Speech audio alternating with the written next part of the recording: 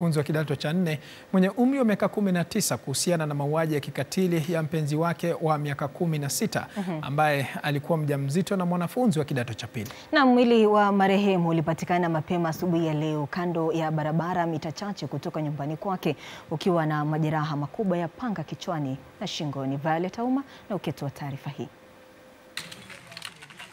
Hali ya taharuki imetanda katika kijiji cha Lutaso, eneo bunge la Navakholo, kaunti ya Kakamega, kufuatia mauaji ya mwanafunzi wa kidato cha 2 ambaye anadaiwa kuwa alikuwa na ujauzito wa miezi 4. Wakampima wakatoa majibu hadi hako na mimba. Akasema mtoto wa Wanjala anaitwa John ndio alimpea mimba. Kwa asubuhi saa 11 kamili kuna watu walikuwa wanakuja kunilimia. Ndio walifika hapo wakapata mtu amelala kwa njia. Ng'ombe ilisituka. Ng'ombe zilisituka zikatoka kwa njia.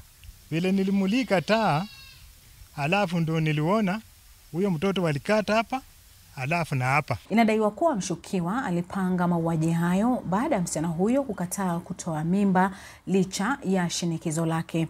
Aidha, inakisiwa kuwa familia ya marehemu ilikuwa imetishia kumshtaki kijana huyo kwa kumpachika binti yao mimba, jambo ambalo huenda lilimkera na kumchochea kupanga mauaji hayo. Huyu kijana ametutendea kitendo kisito yenye hatujawahi ona kwa area ya Lutaso tangu nisaliwe. Anaweza kuwa aliamua kukuja huku kwa boma ya msichana kumwamusha asubuhi na labda akatekeleza hicho kitendo cha unyama.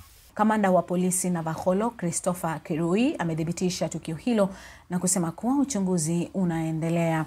Mauaji haya yamezua ghadhabu miongoni mwa wakazi eneo hilo na kusababisha kuchomwa kwa nyumba 6 katika kile kinachoaminika kuwa ni kulipiza kisasi dhidi ya familia ya mshukiwa. Wanyala, vile kijana mwenye aliua msichana alienda shule, kuna ile kimila wanafanya ya kienyeji. Kila mzazi haitafanyika kwa shule.